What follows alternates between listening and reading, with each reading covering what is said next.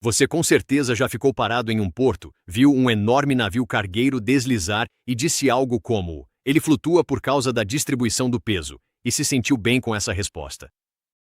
Aí alguém pediu para você explicar o que isso realmente significa, e você não soube o que dizer. É o seguinte: esse navio não está flutuando apesar de ser pesado, ele flutua por causa de como esse peso está sendo utilizado. O fundo plano não é uma escolha preguiçosa ou óbvia. É uma resposta de engenharia específica para um problema específico de física, e depois que você entende isso, começa a perceber em todo lugar. Então, por que os navios não afundam no momento em que você carrega milhares de toneladas de aço neles? Por que os navios de carga têm um formato completamente diferente por baixo em comparação aos veleiros?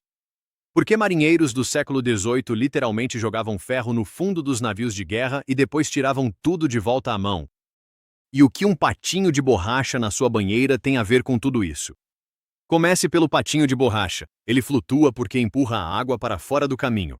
A água não quer ser empurrada, então ela empurra de volta e o patinho se apoia nesse empurrão.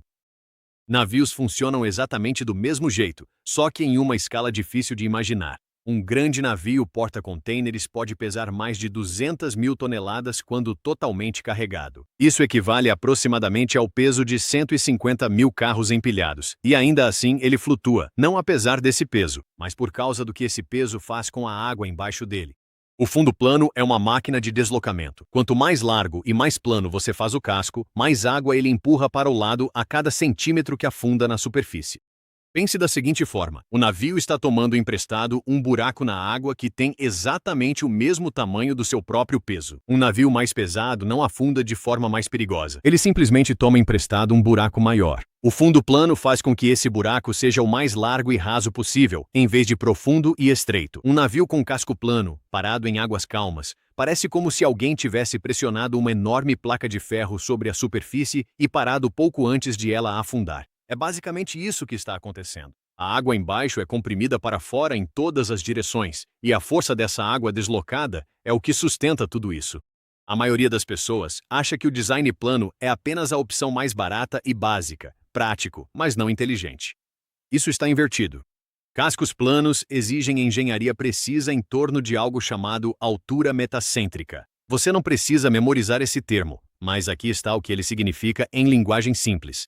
É a luta invisível que acontece entre duas forças o tempo todo. A gravidade puxa o navio diretamente para baixo a partir do seu centro. A flutuabilidade empurra de volta para cima a partir de baixo da linha d'água. Quando o navio inclina para um lado, o fundo plano desloca a força de flutuabilidade para fora, como dois braços estabilizadores que se abrem lateralmente exatamente no momento em que são necessários. O resultado é uma tendência de autoestabilização.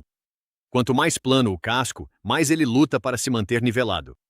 Quanto mais pesado o navio fica, mais esse fundo plano trabalha a seu favor, até certo ponto. Ele distribui o peso sobre a maior área possível de contato com a água. Isso não é simples. Isso é otimizado. Engenheiros passam meses fazendo cálculos antes que uma única peça de aço seja cortada para um novo projeto de casco.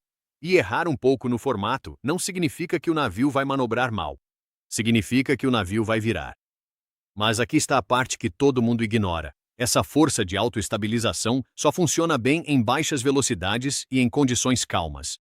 No momento em que você precisa de velocidade, o fundo plano se torna um problema sério. Um casco em forma de V, como o que você vê em veleiros e lanchas, corta a água como uma lâmina de faca. Ele atravessa as ondas em vez de ser atingido por elas. Um casco plano em alta velocidade não corta nada. Ele é constantemente batido. Isso é, na verdade, um termo real de engenharia, chamado pounding, e pode rachar soldas e danificar a estrutura do casco com o tempo. Da mesma forma que bater repetidamente a palma da mão na água dói muito mais do que cortá-la com a lateral primeiro, um casco em V em águas abertas agitadas é mais confortável, silencioso e rápido. Mas quando está parado, ele aderna mais facilmente. Esse mesmo formato de faca que corta as ondas também cria uma base estreita, com menos resistência à inclinação lateral. Uma barcaça de casco plano mal balança quando a esteira de uma lancha passa por perto. Um veleiro vai balançar bruscamente e ranger. Há também uma terceira opção, o casco de fundo arredondado usado em antigos navios de madeira à vela. Cascos arredondados vão bem em tempestades, pois se endireitam após rolarem. Mas, em águas calmas, não param de balançar. Tente levar carga frágil no que não para de se mover. Disso, ninguém fala. Não existe um formato de casco universalmente melhor. Todo projeto é um equilíbrio entre estabilidade, velocidade, a profundidade que o navio precisa ficar na água e quanto ele precisa carregar. Navios de carga são lentos, pesados e precisam entrar em portos com profundidade de água limitada. O fundo chato vence sempre. Veleiros precisam enfrentar condições oceânicas adversas e navegar contra o vento. O casco em V vence. Navios de guerra, historicamente, precisavam ser rápidos e fortemente armados. Um casco completamente diferente. O formato do fundo de um navio é basicamente um resumo do que aquele navio foi construído para fazer. Então, quem descobriu tudo isso e quão errado eles erraram no começo? Barcos de fundo chato existem há cerca de 5.000 anos. Os antigos egípcios os usavam no Nilo para transportar pedras para as pirâmides. Mas durante a maior parte dessa história, ninguém realmente entendia por que eles funcionavam. Os projetistas de navios aprendiam observando o que afundava e copiando o que não afundava. A ciência formal da estabilidade de cascos só foi registrada de maneira abrangente em meados do século XIX. Antes disso, era tradição, suposição e uma quantidade desconfortável de sorte. Aqui está o detalhe que realmente deveria te surpreender. No século XVIII, navios de guerra da Marinha Britânica eram carregados com centenas de toneladas de ferro e cascalho, colocados no fundo do casco.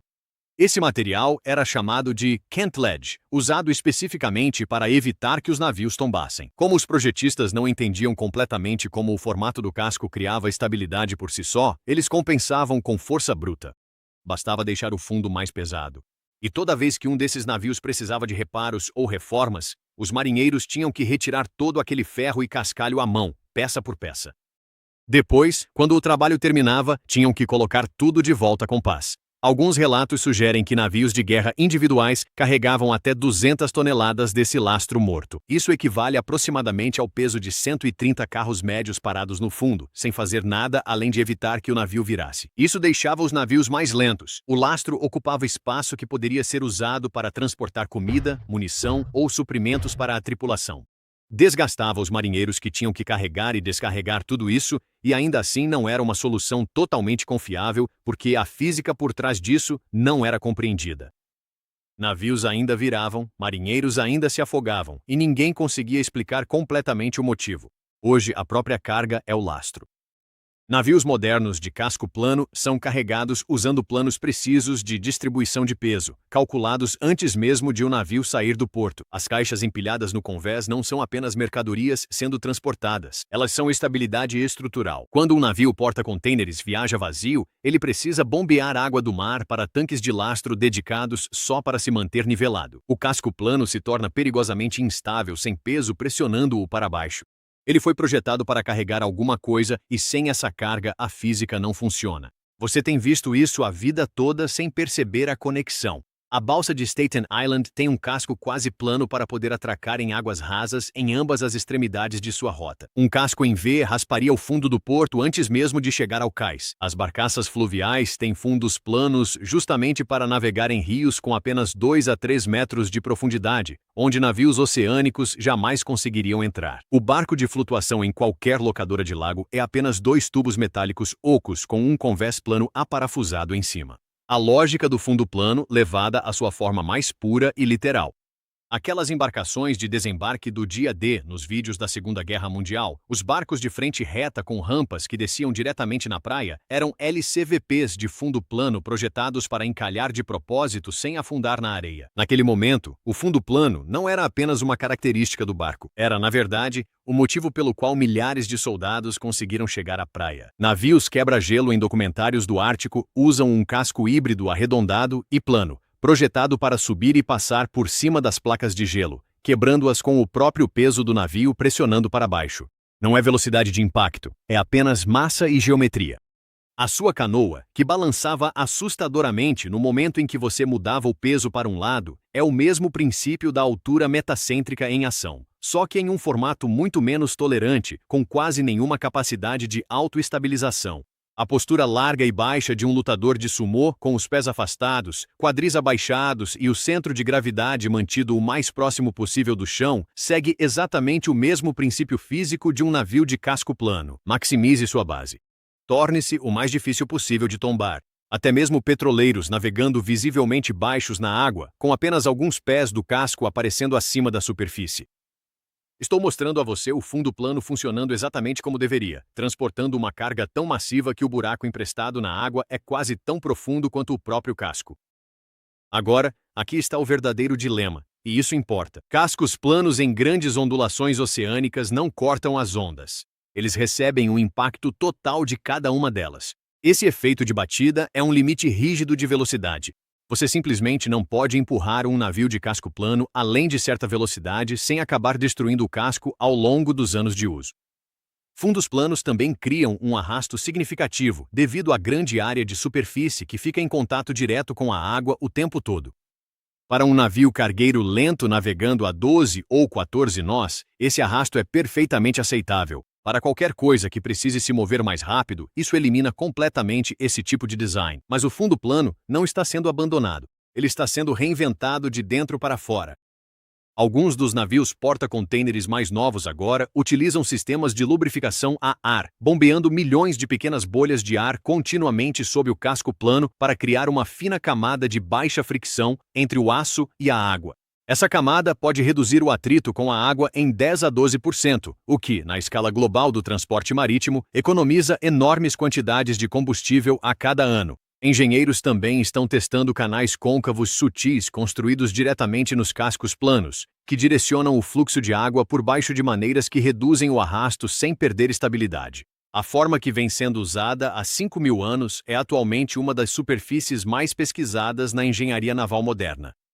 Problema antigo, solução de ponta. Aquele navio que você viu deslizar pelo porto não está lutando contra a água. Ele está se aproveitando dela e faz isso há mais tempo do que qualquer tecnologia que você possui. Mas aqui está o que realmente deveria te incomodar agora. Submarinos não podem usar nada disso. Eles precisam ser perfeitamente redondos e o motivo não tem nada a ver com a água.